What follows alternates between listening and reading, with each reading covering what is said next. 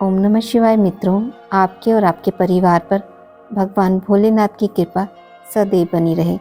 आज मैं आपको सोमवार की व्रत कथा सुनाने जा रही हूँ। चलिए शुरू करते हैं। एक समय की बात है, अमरपुर नामक नगर में एक धनवान व्यवसायी रहता था। उसका व्यापार बहुत दूर तक फैला हुआ था। यहाँ के सभी नगरवासी उसका बहुत आदर करते थे। उस व्यापारी के पास किसी भी चीज़ की कमी नहीं थी, लेकिन फिर भी वह अपने जीवन में सुखी नहीं था। दरअसल उस व्यापारी का एक भी बेटा नहीं था, जिस कारण हर समय उसे यह चिंता सताती थी कि उसके मरने के बाद उसकी संपत्ति की देखभाल कौन करेगा। वह व्यापारी बेटे की चाहत में हर सोमवार को बाबा भोलेनाथ की पूजा करता और शाम ढलते ही मंदिर जाकर शंकर भगवान के सामने दीप जलाता था। एक दिन माँ पार्वती उसकी श्रद्धा भक्ति से खुश हो गई। उन्होंने बाबा भोलेनाथ से उस व्यापारी की इच्छा पूरी करने के लिए प्रार्थना की। इस पर भगवान शिव ने कहा, इस दुनिया में हर किसी को उसके कार्य के आधार पर फल मिलता है। भगवान शंकर के समझाने पर भी पार्वती जी नहीं मानी। वह लगातार बाबा भोलेनाथ से यही कहती रही कि उस व्यापारी की इच्छा पूरी कर दीजिए। अंत में शिवजी ने मां पार्वती के अनुरोध पर उस व्यापारी को बेटे का वरदान दिया। आशीर्वाद देने के बाद भगवान शंकर ने पार्वती माता से कहा, मैंने आपके अनुरोध पर उस व्यापारी को बेटे की प्राप्ति का आशीर्वाद तो दे दिया, लेकिन उसका बेटा केवल 16 साल की उम्र तक ही जीवित रहेगा। यही बात भगवान शिव ने उस व्यापारी के सपने में जाकर उसे भी बताई। वरदान पाकर व्यापारी प्रसन्न था, लेकिन बेटे की उम्र 16 साल ही होगी सोचकर फिर दुखी हो गया। वह पहले की तरह फिर से हर सोमवार को भगवान शंकर की पूजा करने लगा। कुछ महीने बीतने के बाद उसके घर में एक बच्चे ने जन्म लिया जो बहुत सुंदर था। उसका नाम अमर रखा गया। बेटे के जन्म के साथ ही व्यापारी के घर में खुशियां छा गई।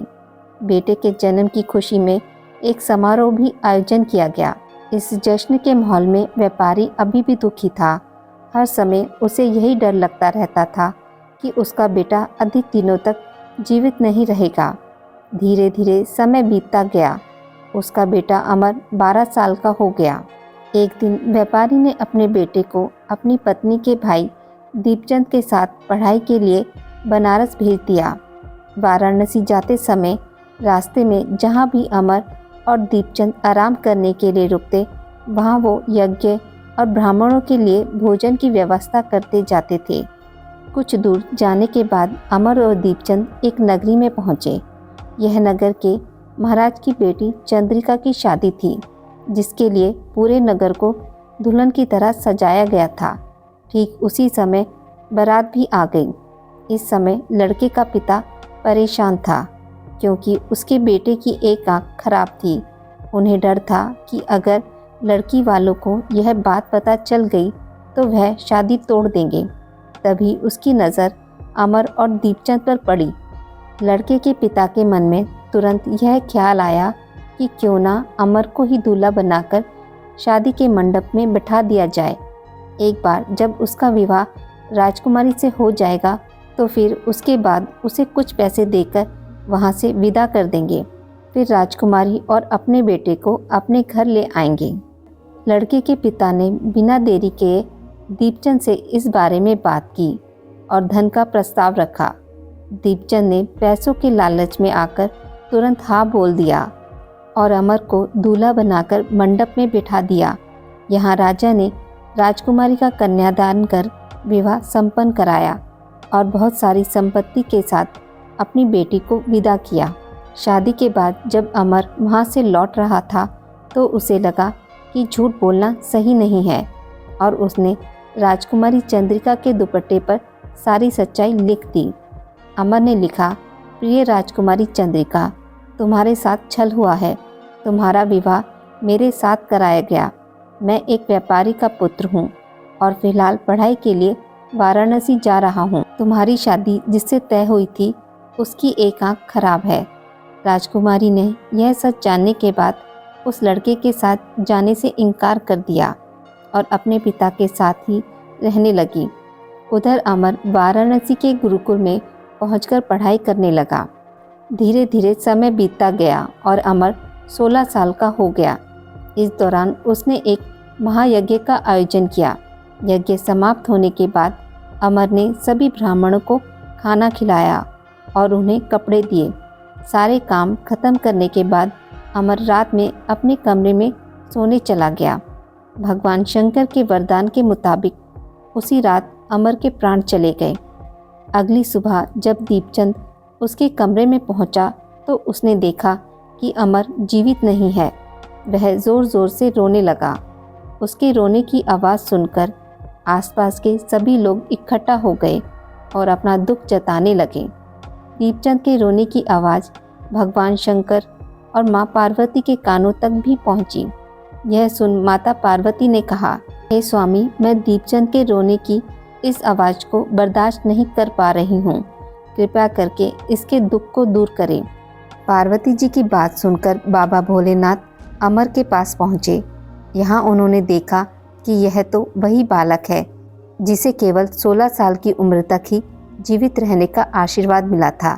इसके बाद भगवान शिव सीधे माँ पार्वती के पास पहुँचे और कहा, हे गौरी, मरने वाला बालक उसी व्यापारी का पुत्र है। इसने अपनी उम्र पूरी कर ली है। यह सुन माता पार्वती ने भगवान शिव से एक बार फिर से आग्रह किया। उन्होंने कहा, स्वामी, आप कृपा करके इस बालक को दोबारा जीवित कर दें। इसे मृत देख इसके माता पिता भी अपने प्राण त्याग देंगे। माता पार्वती ने बाबा भोलेनाथ को याद दिलाया कि अमर के पिता उनके सबसे बड़े भक्त हैं। कई सालों से वे हर सोमवार को उनकी पूजा करते आ रहे हैं। माँ गौरी के अनुरोध पर भगवान शंकर ने अमर को जीवित होने का आशीर्वाद दिया और अमर दोबारा जिंदा हो गया। कुछ समय बाद अमर की पढ़ाई पूरी हो गई तो वह अपने मामा दीपचंद के साथ वापस अपने गांव को चला गया। चलते चलते दोनों उसी नगरी में जा पहुँचे जहां राजकुमारी चंद्रिका से उसका विवाह हुआ था। यहाँ पहुंचकर अमर ने एक महायज्ञ किया। तभी पास से गुजर रहे उस नगर के महाराज ने महायज्ञ होते देखा। महाराज ने एक ही पल में अमर को पहचान लिया और महायज्ञ के समाप्त होते ही वो अमर और दीपचंद को अपने साथ ले गए। कुछ दिनों तक उन्होंने अमर और दीपचंद को अपने महल में ही रखा। उसके बाद महाराज ने संपत्ति और कपड़े देकर राजकुमारी को अमर के साथ भेज दिया। महाराज ने रास्ते में उनकी रक्षा के लिए कुछ सैनिक भी भेज दिए। दीपचंद भी महल से अपने नगर को पहुंचा और दूत के हाथों अमर के आने की सूचना व्यापारी तक पहुंचाई। व्यापारी को जैसे ही पता चला कि उसका बेटा 16 साल की उम्र के बाद भी जीवित है तो वह बहुत खुश हुआ।